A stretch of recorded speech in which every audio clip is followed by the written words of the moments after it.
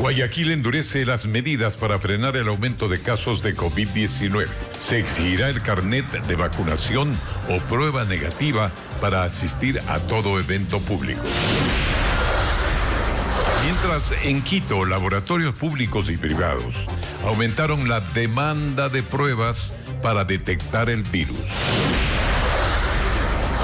La Corte Nacional de Justicia emite una resolución para evitar excesos en el uso de la prisión preventiva. Las fuertes lluvias y falta de tubería provocan el retraso en la construcción de los oleoductos afectados por la erosión del río Coca. Las noticias en Televistazo con Alfonso Espinosa de los Monteros.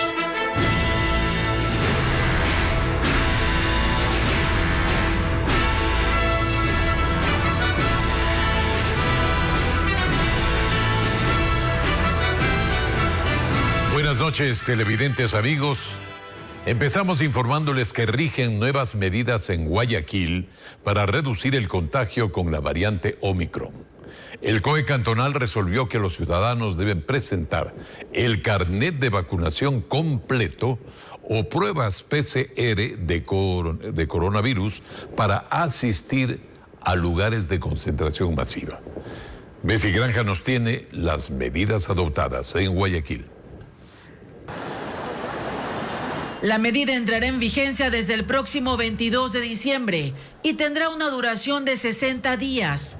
El COE cantonal resolvió que se solicite el carnet de vacunación con las 2 dosis completas o a su vez el resultado de una prueba negativa de PCR o de antígeno de coronavirus para ingresar a espectáculos públicos, reuniones en hoteles, salones de eventos, centros de convenciones, teatros y cines. El objetivo es reducir el riesgo de contagio de la variante Omicron durante las festividades de Navidad y fin de año. Se necesita un examen especial y, por lo tanto, no sabemos cuántos contagios ya existen en la ciudad de Guayaquil con esta variante, que además es fácilmente transmitible. Están falleciendo en Guayaquil 3 personas por día. El incremento de casos de coronavirus en los últimos días preocupa a los médicos, quienes temen que la variante Omicron, que circula en el puerto principal, sature los centros de salud. Esta es el área de cuidados intensivos para pacientes con COVID-19 del Hospital Luis Bernaza en Guayaquil. Hace 2 semanas, este lugar estaba desocupado y sin pacientes graves. Este lunes, 14 de 16 camas están ocupadas con enfermos que reciben asistencia respiratoria por presentar complicaciones. La gran mayoría, yo diría que más de la mitad de los pacientes internados en esta área con COVID grave son personas y corresponden a personas no vacunadas. Normalmente mayores de 65 años, aunque no podemos descartar edades entre los 30 y los 30 y 60 años. Al Hospital Bicentenario cada día llegan más personas con síntomas de COVID-19. Allí personal médico evalúa los signos vitales y mide la saturación de oxígeno para detectar casos graves.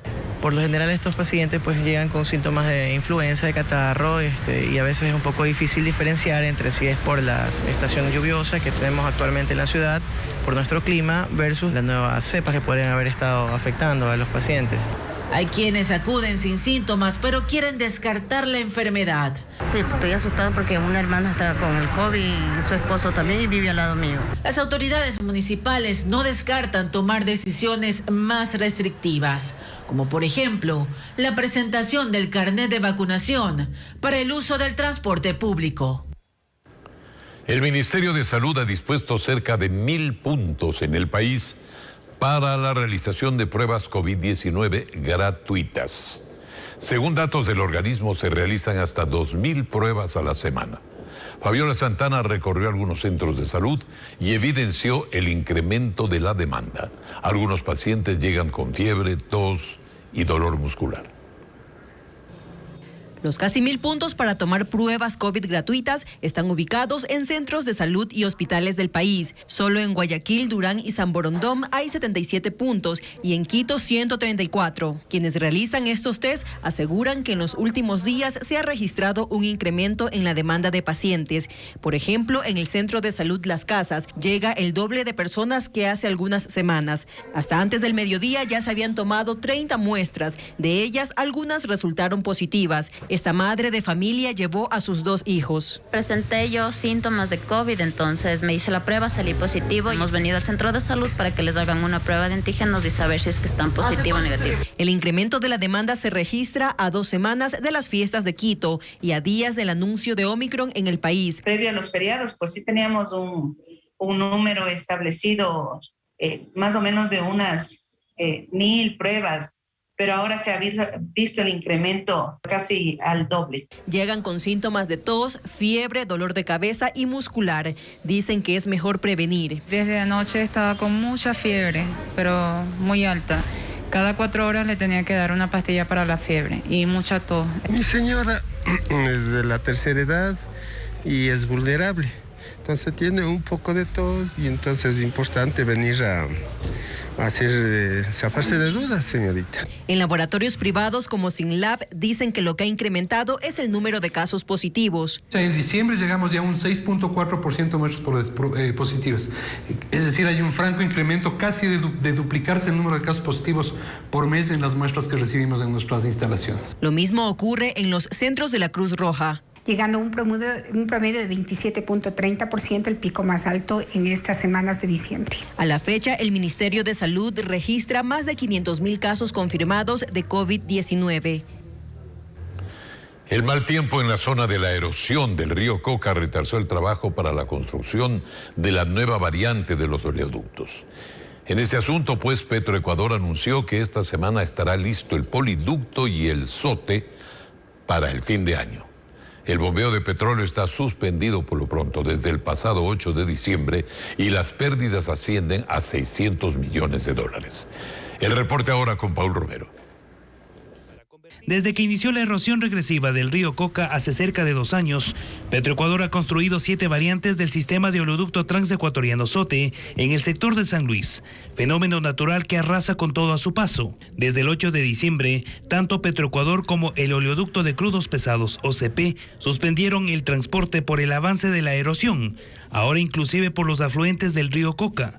En esta imagen se puede observar que el socavón alcanzó los ríos Piedra Fina 2 y Montana, por donde cruza la tubería. Petroecuador priorizó el trabajo del SOTE, que registra un avance del 91% para retomar el bombeo de crudo, máximo hasta el fin de año. Existe el compromiso de todo el personal de Petroecuador y contratista para acabar esto lo antes posible. El personal trabaja las 24 horas del día, los 7 días de la semana, para cumplir con el objetivo de reanudar inmediatamente las operaciones. Mientras que el poliducto que transporta combustible se habilitaría esta semana. En reanudar las operaciones lo antes posible, tomando en cuenta el clima complejo que se tiene en esta zona. Por su parte, OCP, que construye la 9ª variante en el sector de San Luis, prevé reiniciar el transporte de petróleo en los primeros días de enero. La falta de tubos por la denominada crisis de los contenedores retrasó el trabajo.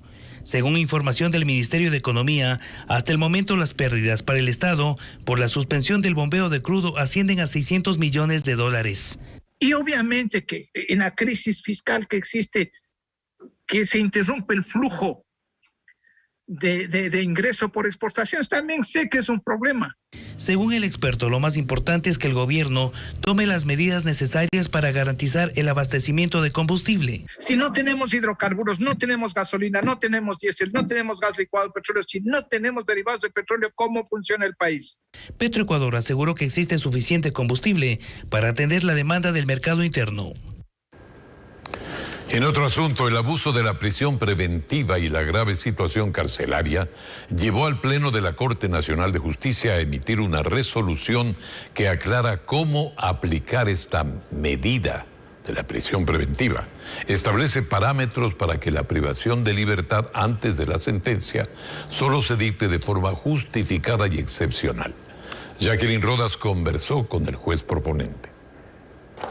Las masacres en las cárceles del país develaron otras realidades críticas como la emisión indiscriminada de la medida de prisión preventiva, al punto que el 40% de las personas que están privadas de su libertad no tienen sentencia y aún se presume su inocencia. Esto llevó a que el Pleno de la Corte Nacional de Justicia, por unanimidad, tome una resolución aclarando los requisitos y la forma como debe solicitarse y concederse esta medida cautelar. Entre otros puntos, establece que la prisión preventiva podrá ser impuesta solo cuando se desprenda procesalmente que ninguna otra medida cautelar personal es útil y eficaz y que la sola existencia de indicios de responsabilidad no constituye razón suficiente para ordenar la prisión preventiva. El magistrado Walter Macías, presidente de la Sala Penal, fue el proponente de la resolución. La Fiscalía ahora debe demostrar los requisitos y el riesgo procesal por la comparecencia de la persona que está siendo imputada, no simplemente en un discurso decir que está fundamentando y solicitando al mismo tiempo una prisión preventiva para el juzgador. Además, recalca que los procesados no son los que deben demostrar con arraigos que no hay riesgo de fuga, sino la Fiscalía, y que en los casos que amerite sí se dictará la prisión preventiva. No se está estableciendo un rigor para que no se dicte la privación de libertad, no es ese el sentir. El sentido es que efectivamente se haga bien el trabajo de parte de los administradores de justicia y el sujeto procesal, que es el persecutor estatal, en este caso la Fiscalía General del Estado. Cumpliendo con estos estándares y criterios, obviamente que se analizará por parte del juzgador el pedido de fiscalía de forma justificada y se motivará por qué sí o por qué no se otorga la privación de libertad como medida para cada caso en concreto. Esta resolución tiene fuerza de ley y por tanto es de cumplimiento obligatorio para jueces y fiscales del país. El Consejo Nacional de Salarios dejó en firme el aumento del salario básico unificado en $25. En la última sesión del organismo no hubo acuerdos y será el ministro del Trabajo el que emita un acuerdo con el cual se oficializará el nuevo sueldo básico unificado. Francisco Garcés siguió la reunión, nos cuenta. Empleadores y trabajadores llegaron al Ministerio de Trabajo para la última reunión del Consejo Nacional de Salarios, en donde se debía analizar el decreto ejecutivo con el cual se fijó en $25 el aumento del salario del próximo año. Al final, la reunión no duró más de 15 minutos por el desacuerdo entre trabajadores y empleadores. La reforma laboral en el Ecuador es un acto urgente que debió haberse dado hace varios años. El tema salarial debería ser no más allá de un 10%. Hay otros temas mucho más relevantes. Los trabajadores, en cambio, llegaron para respaldar la decisión del gobierno de que el sueldo básico pase a ser $425 desde enero. La dinamización de la economía pasa justamente por tener un salario adecuado, un salario digno que nos invite a poder invertir y a poder justamente a través de ese incremento buscar alguna salida para beneficio del país y de las familias ecuatorianas. Y al final la reunión solo fue una formalidad y será el ministro de Trabajo, Patricio Donoso, quien emitirá un acuerdo ministerial que este martes dejará en firme la decisión del régimen. Emitirá el acuerdo ministerial a través del cual el salario básico unificado a partir del 1 de enero del próximo año será de $425. Y a día seguido deberá emitir otro acuerdo con los nuevos sueldos mínimos de las 22 comisiones sectoriales que fijan los salarios para el mismo número de sectores productivos. Que estas irán en absoluta concordancia con la disposición del presidente en cuanto al nuevo salario básico unificado. Es decir, que en cada sector el incremento del sueldo básico será del 6,25%. Pese a la diferencia de criterios en el Consejo, el gobierno sostiene que el incremento fue técnico y que no impedirá que el próximo año se generen nuevas plazas de trabajo. Cuando empezamos la última semana previa a la Navidad, volvemos con imágenes del árbol ubicado en las avenidas Amazonas y República, en uno de los centros comerciales más grandes del norte de la capital. Esta estructura tiene 23 metros de alto y está iluminado con 72,000 bombillos LED. Se ha convertido ya en un emblema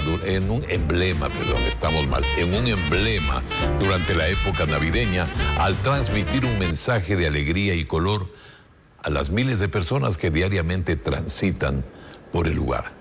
Qué bueno es ya sentir la Navidad. Y en las noticias continuamos. En estado de descomposición, marinos encuentran un cadáver en el río Daule. Según la policía, el cuerpo presenta varios impactos de bala. Melina Ochoa nos informa que la víctima aún no ha sido identificada. El cuerpo estaba flotando en el río Daule a la altura del puente que conecta a San Borondón con la ciudad de Las Sauces en Guayaquil. La mañana de este lunes, los militares de la Infantería de Marina dieron la voz de alerta y llevaron el cadáver a tierra. ¿Ya fue identificado? No, aún no ha sido identificado el ciudadano. ¿Alguna persona ha ido a reclamar algún cuerpo hasta este momento? No, nadie ha reclamado todavía una persona desaparecida con las características del ciudadano encontrado. La víctima vestía un pantalón de tela rojo con medias plomas sin zapatos. No tenía camisa ni ningún documento. Agentes de criminalística confirmaron que el cuerpo tenía varios impactos de bala en el tórax. ¿Se podría establecer cuántos días habría estado en el agua? Que pudiese haber estado más de 24 horas. Hasta el cierre de este reportaje, el cadáver continuaba en la morgue de Guayaquil a la espera de ser identificado. La violencia se sale de control en Guayaquil y Durán. Este fin de semana se registraron 12 asesinatos. En ninguno de los casos los criminales fueron capturados. María Cecilia Lergacha, con el resumen. Lo de este fin de semana rebasó todos los límites. Un disparo a la altura de la cabeza. 5 impactos. Varias detonaciones. 2 impactos de arma de fuego. La cantidad de crímenes fue tal que incluso superó los promedios de una ciudad en la que, como en Guayaquil, se convive con la violencia. Hubo 12 asesinatos. 12. Este fue uno de ellos. Ocurrió en el suburbio. La víctima fue un hombre que se movilizaba junto a su tía en un carro BMW. Fue interceptado por 2 motocicletas desde donde le dispararon. Lo mataron a él y su tía quedó herida. Un vehículo de alta gama circulando por este sector no es normal. También tenemos información de que en días anteriores el occiso ya ha sido objeto de una tentativa. Es decir, ya estaba atrás de él. 2 de los crímenes quedaron registrados en video. El de un hombre que entraba con su pareja a un hotel ubicado en el suburbio y a quien le dispararon por la espalda. Y también el de una mujer a la que balearon en las calles Tulcán y Francisco Segura. Una señora de 59 años había llegado con su vehículo a una propiedad, un vehículo aparentemente un Tucson blanco. Se para junto a su vehículo y desde la ventana proceden a realizar varios disparos con arma de fuego. Se registraron crímenes en todos lados. En Durán, en donde le dispararon y mataron a un hombre. En Pozorja, en donde un cadáver apareció baleado e incinerado. En el norte de Guayaquil, en la cooperativa Gallegos Lara, en donde apuñalaron a un hombre hasta matarlo. En el sur, en la Floresta, en donde 2 personas fueron asesinadas a tiros. Otro más, también baleado en la Ciudadela 9 de octubre, a pocos pasos de un PAI. Y la lista sigue. Una persona de sexo femenino de aproximadamente unos 33 años de edad y estaba saliendo de su domicilio y ahí fue cuando es interceptada por estos individuos y proceden a realizar las detonaciones. Y en cada caso, en cada uno de los casos, la promesa es siempre esta. Estamos trabajando, está personal de inteligencia. Vamos a ver en las próximas horas tener algunos resultados. Y mientras la policía investiga, los números crecen. Son ya 653 las muertes violentas este año en la zona 8, es decir, en Guayaquil, Durán y San Borondón. Los deslizamientos en Nabón perjudican a 135 familias cuyas viviendas han sido afectadas. Ministros de Estado llegaron hoy hasta ese cantón de la provincia de La Suay para constatar los daños que se están presentando. El alcalde de Nabón pide celeridad en la entrega de recursos para obras de mitigación ante esta emergencia. Los habitantes de Nabón están perdiendo la paciencia. Bloquearon por varias horas la vía Cuenca-Loja para exigir al gobierno la transferencia de recursos que permitan afrontar los asentamientos y deslizamientos que hasta el momento afectan a 90 viviendas, a 135 familias. Bueno, medidas de mitigación, $7.600.000 nos indica el estudio. Pero no solo son casas las afectadas, hay cultivos dañados, el alcantarillado, el sistema de agua potable, la terminal terrestre, el centro de salud. Lo que se pretende es que se eleve de una alerta naranja a alerta roja y de esa manera pues se declare el estado de excepción. Después de la protesta llegaron los ministros de Obras Públicas, Vivienda y Gestión de Riesgos. Se reunieron con los habitantes de las zonas afectadas e hicieron un recorrido por la falla geológica para constatar la magnitud de los daños y anuncian que tomarán medidas. Hay 29 familias que están en familias acogientes por precaución. Ahora el Ministerio de Desarrollo Urbano y Vivienda va a hacer una inspección visual de todas las casas también para poder determinar si tienen que evaluar otras y continuar el monitoreo constante de las casas. Y que es un asunto prioritario el solucionar definitivamente la situación de quienes han perdido sus viviendas. Ya le he pedido yo al alcalde de la ciudad que me dé el plano topográfico de 2 opciones de terreno que tenemos para reubicar las primeras familias. En 2 semanas, las autoridades gubernamentales presentarán un informe técnico al primer mandatario para que se declare el estado de excepción o de emergencia en este cantón y que de esa manera se liberen los recursos que se requieren para afrontar este problema. El caso Yunda vuelve a la Corte esta semana. El miércoles se reinstalará la audiencia de recusación, donde se conocerá si el juez Fabián Favara seguirá siendo parte del tribunal de juzgamiento que lleva el caso de peculado contra Jorge Yunda y otros. Fabiola Santana informa que el exalcalde de Quito planteó la demanda contra el juez tras varios días de juicio por la adquisición de pruebas COVID. Los jueces se tomaron 3 semanas para deliberar y resolver si aceptan o no la demanda de recusación que presentó el exalcalde de Quito, Jorge Yunda, contra el juez Fabián Favara. La audiencia se suspendió el 1 de diciembre y se reinstalará este miércoles para la resolución. El abogado de Yunda dijo que presentó 115 minutos de audios donde dice se demostraría la incompetencia del juez para continuar en el tribunal de juzgamiento por posible peculado contra el exalcalde y otros. El señor juez estaba anticipando criterios ya que pretendía salirse del tipo penal de peculado y encasillar una conducta inexistente en un delito de tráfico de influencias. Sin embargo, el abogado del magistrado dijo que actuó bajo sus funciones. También se ha hecho ver a los señores jueces ilegalidades por parte de la parte actora. Si los jueces Wilson Lema y Padlova Guerra rechazan la demanda de Yunda, el juicio se reinstalará desde el día en que se suspendió. Pero si aceptan el recurso, ellos, que son también parte del tribunal de juzgamiento, podrían excusarse. Porque tanto la doctora Padlova Guerra y el doctor Wilson Lema ya están contaminados con el ejercicio o el desarrollo de la audiencia. La investigación por peculado inició a mediados del año pasado, tras la adquisición de 100.000 pruebas COVID por parte de la Secretaría de Salud del municipio de Quito. Juzga al exalcalde como autor mediato, al exsecretario de Salud Lenín Mantilla y al entonces gerente de Salud Med como autores directos y a otras 11 personas en el grado de coautores. La magia de la Navidad también ilumina el centro de Guayaquil. Y ahora les mostramos el árbol navideño del Malecón Simón Bolívar. Tiene 23 metros de alto y fue decorado con 20.000 luces LED. Además, por debajo cruza un pequeño tren y a pocos metros se instaló un pesebre. De esta forma se llena de alegría a los ciudadanos y a los visitantes.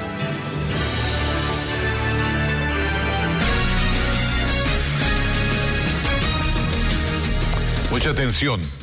Mañana el presidente Lasso hará un anuncio relacionado con el impuesto a la salida de divisas, que este año recaudó más de $1.000 millones. Representantes del sector productivo esperan del primer mandatario la eliminación progresiva de este tributo, del que señalan es netamente recaudatorio y distorsiona procesos comerciales. Juan Carlos Esprúa con el tema. El impuesto a la salida de divisas fue implementado en el gobierno del expresidente Rafael Correa. En 2008, cuando se creó, era de 0,5%. Fue aumentando con los años y actualmente es de 5%. Está previsto que este martes el presidente Guillermo Lasso anuncie cambios en torno a ese tributo. El sector privado espera que sea su eliminación o reducción progresiva. Nosotros abogamos porque existe entonces un desmonte, una disminución gradual de este impuesto y de esa manera podamos tener mayor liquidez en el sector privado para generar mayor empleo. Pero, ¿cómo afecta la aplicación de este impuesto del 5% a la salida de capitales a la productividad del país? Importas maquinaria de última tecnología, estás pagando ese 5%. Eso significa que tú estás perdiendo competitividad con los países vecinos, por poner un ejemplo, al comprar la misma maquinaria al 5% más caro. Si el presidente Lasso decidiera eliminar de golpe este tributo, dicen los empresarios, se generarían problemas en la caja fiscal, pues el impuesto a la salida de divisas es el tercero que más recauda. El año pasado recaudó casi $1.000 millones y de enero a noviembre de 2021 más de 1.000 millones. Porque se ha convertido en un impuesto recaudatorio, está en tercer lugar y esto sin duda podría afectar al equilibrio de las finanzas públicas. Lamentablemente conocemos la crisis fiscal que está atravesando el país desde hace algunos años y si es que es progresiva, al menos un 1% por año, será bien vista por el sector productivo. Según el gobierno de Correa, este impuesto fue creado para desincentivar la salida de dólares del país. Hoy, el sector productivo cree que ya no cumple esa misión y que se volvió netamente un tributo recaudatorio.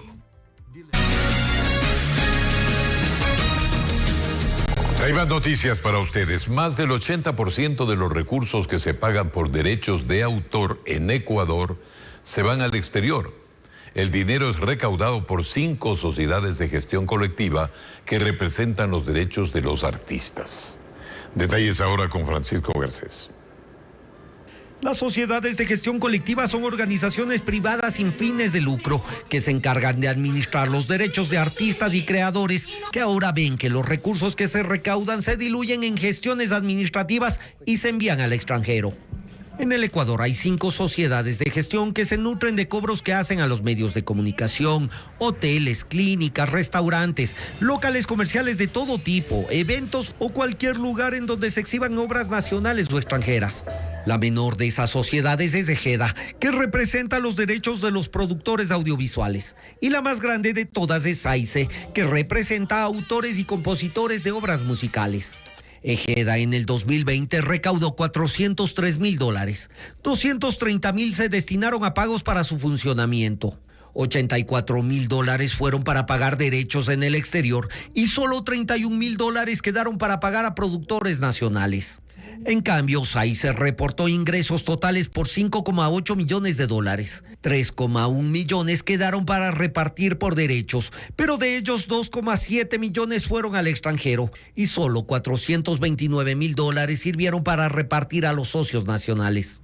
Esto se ha convertido en una empresa privada en la cual pocos contados gozan de excelentes beneficios, siendo estos económicos. Se han apoderado de estas instituciones para encubrirse, para blindarse y para beneficiarse sus bolsillos.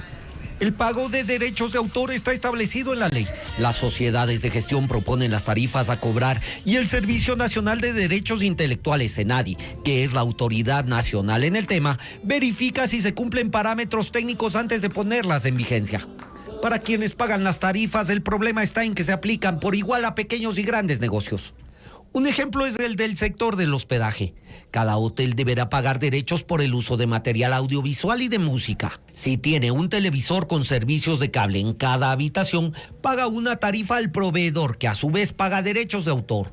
Pero a la vez deberá pagar a SAICE por la música que se reproduce y por los eventos que se hacen en sus salones. Otra a Soprofón, que tiene los derechos de fonogramas. Otra a Sarime, de los artistas, intérpretes y músicos. Y otra a Ejeda por los productos audiovisuales. Así como pagamos un solo valor por la licencia de funcionamiento, por cada registro, no pagamos en un hotel por el bar, por el restaurante, por el gimnasio, por cada una de las áreas. Necesitamos que sea un valor único y que no se cobren también por ciertos eventos en los hoteles, como el caso del Día de la Madre, como el caso del 31 de diciembre. En el caso SAICE quiere cobrar un porcentaje sobre las ventas. Y en vista de que la mayoría de los montos va al exterior, no se cumple con uno de los objetivos de estas sociedades, que es el fomento de la producción y el arte nacional. Por eso, varios artistas han iniciado decenas de acciones legales para que sociedades como SAICE aclaren sus cuentas, porque según ellos, son pocos quienes realmente se benefician de la mayor parte de los fondos a repartir.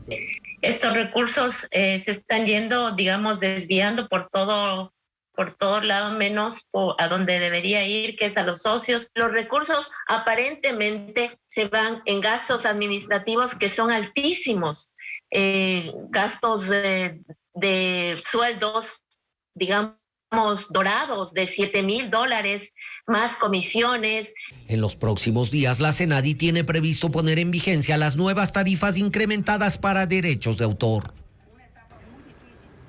Las muertes por accidentes de tránsito en la provincia de Morona, Santiago, ponen en alerta a las autoridades. Esto mientras en la morgue del cantón Sucúa, familiares del último siniestro esperan la entrega de los cuerpos. Nuestro corresponsal Robinson Rodríguez con este tema. Tras el mortal accidente de tránsito que dejó 12 fallecidos, hasta la Fiscalía de Morona, Santiago, llegaron sus familiares para realizar los trámites de ley y así retirar los cuerpos. Uno de ellos es el ex asambleísta de la provincia, Tito Puanchir, quien perdió a su hermano, su cuñada y sobrino. Quiero protestar sobre esta falta de seguridad de estas unidades. Rayo de Luna especialmente ha tenido varios accidentes, ha costado varias vidas en esta vía Macas Taisha.